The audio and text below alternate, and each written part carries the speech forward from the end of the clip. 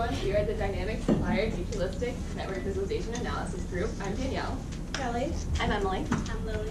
I'm Asher. We're going to start off with a quick overview and scope of our problem definition. What we were provided when we got this project was a data set, a very large data set of automotive, manufacturer, and suppliers. So what we need to do with this data is to create a comprehensive visualization of supplier-manufacturer interactions worldwide. Who this audience is targeted is really anybody, industry leaders in supply chain in both automotive industry, big data researchers, and the general public.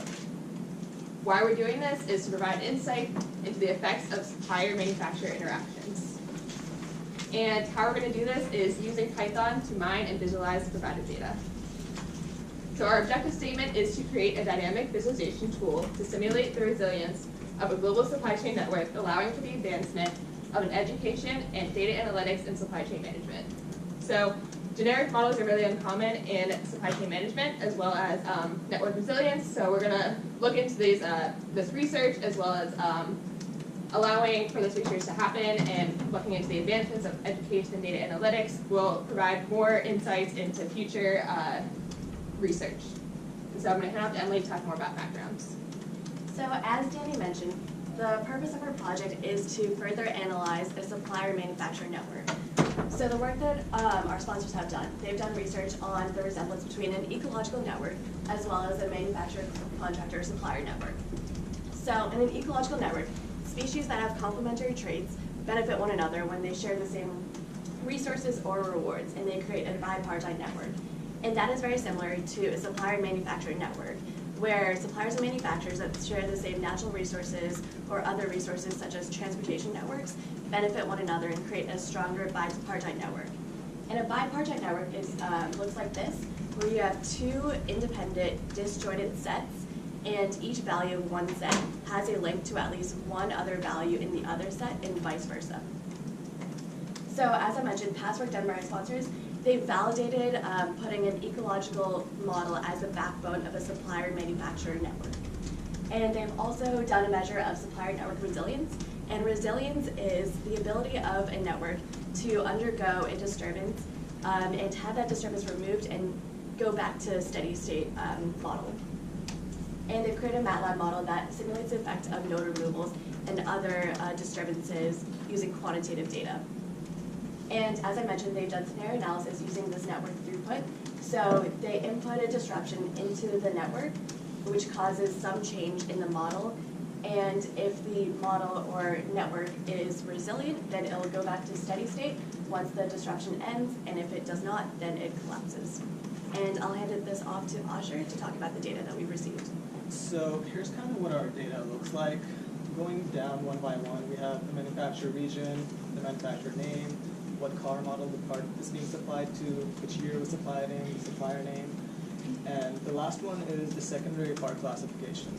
Parts are broken down into two classifications. We're working with the primary ones. So for example, an axle shaft is a primary classification, and that can further be broken down into the front axle assembly and the rear axle assembly. Suppliers supply secondary classifications, but we're working with the primaries just because baby steps. There's a bunch of performance metrics that you can get from bipartite networks. Those include things like nestedness, which tells you about the structure of the network, modularity, how cooperative the network is, RCA, which is an economic thing, stands for reveals comparative advantage. Those are things that we plan to incorporate in the future stages once we gain more familiarity with the mathematical formulation of the simulation model. For now, the two metrics we're using are, first thing is the diversity index, which is the number of unique models, and the second thing is the supplier degree. For example, if you have a supplier X and they interact with 3 manufacturers and supply 4 models, then the diversity index is 4, and then the degree is 3. So pretty simple. We're working with huge volumes of data. We got thousands of suppliers, hundreds of manufacturers, years of data, 15 years, 28 classifications. You do the math, that's over 300 networks we're trying to display on one dashboard. So the scale is a big problem that we have to deal with. On average, each supplier works with 6 to 7 different car models, and they work with 2 to 3 different manufacturers. So it's a big problem. For the final network, right now what we're thinking is we let the weight of the links between the nodes be equal to the number of models. Technically, it should be equal to what the actual production volume is, but the underlying assumption of the simulation model is that the number of car models they supplied is proportional to the actual number of parts they supplied, because we don't have actual data on the secondary production stuff. And the size of the nodes, currently it will be given by degree, but in the future we might decide to replace that with reveal comparative advantage or something, depending on what the simulation model looks like. So we've done extensive literature review and data manipulation, and with that, our initial approach was to create a network model overlaid on a map of the world, where each node would represent the location of a supplier manufacturer, and the weight of the link between those two would represent the number of models supplied by each supplier. And in this network model, the user would be able to filter by things like part, region, year, supplier, manufacturer, and even perform scenario analysis to visualize the impact that this had on the world's automotive supply chain. Unfortunately, once we got access to our full data set, we encountered our first barrier, which is that we didn't have addresses for suppliers or manufacturers. So we thought to group suppliers and manufacturers by zone, which was information that we could gather from our data, but we quickly realized that this would cost our model a lot of complexity that we weren't willing to lose. So we arrived at our current solution, which is a dashboard with a bipartite network model for detail, and then a map network for aggregate, where we could then group our suppliers and manufacturers by zone. So to give you guys an idea of what this will look like, we created a draft of our dashboard using Tableau. And up here on the right, the user can filter by part, and the resulting dashboard will include a 3D model as well as a description of the part if you hover over the part name. You can also filter by year, and then you'll have supplier degree and diversity, which we already explained, as well as our bipartite network model, which in the future will obviously be a dynamic model. The user will also be able to perform scenario analysis, either in the form of node removal, in which they can choose to remove a certain percentage of either suppliers or manufacturers, or link loss, in which case a mass-scale disaster would cause a deduction in the amount that was supplied, or in worst cases, a complete removal of certain nodes. At the bottom here, we can also see, the user will be able to see the resulting throughput of the system, which, as we currently define, is proportional to the number of models supplied by each supplier. And so, after any disruption, the user can visualize the system's resilience as it moves back up to steady state, or in worst cases, collapses. And so it's important to note really quickly that that's not what our final product will look like, because we'll be using a Python library to create the dashboard, and that's just a mock-up representation. So to work on our project, we had to use a bunch of IE skills and knowledge, including network science, design thinking, system dynamics, data mining, Python, and dashboard modeling, as you saw in the previous slide. This is a quick visual of our data pipeline. So first we start with the raw data in the form of CSV files, and then we start to pre-process the data. I'm using pandas. This is roughly where we're at right now.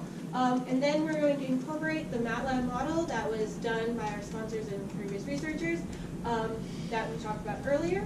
And then we're going to build our network topology, create charts using Plotly, and build the final dashboard using Dash. These are Python libraries, by the way.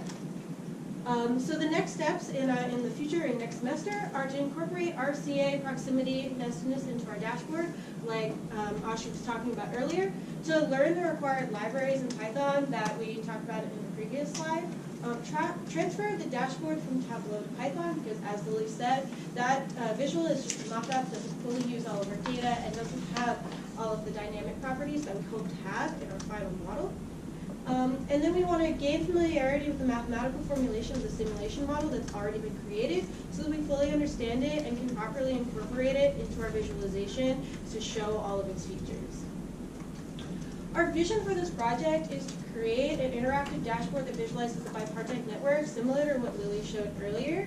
that has a lot of detailed aspects, as well as a secondary dashboard of an aggregate network map to sort of show something similar to what our original idea was, but without all of the details, so it's better for a wider audience. We also want to be able to perform complex scenario analysis. This is kind of to help make our project visible to researchers, industry leaders in supply chain or auto manufacturing, and help them really use the data and the visualization that we've created. We also want to exhibit our final product at the Museum of Science or a similar institution to also make our project available and our data available to the general public, including children, people just interested in auto manufacturing, people interested in data visualization, and really make our project something that is versatile and can be available to anybody. And finally, we'd like to tweet our project at Elon Musk. Any questions?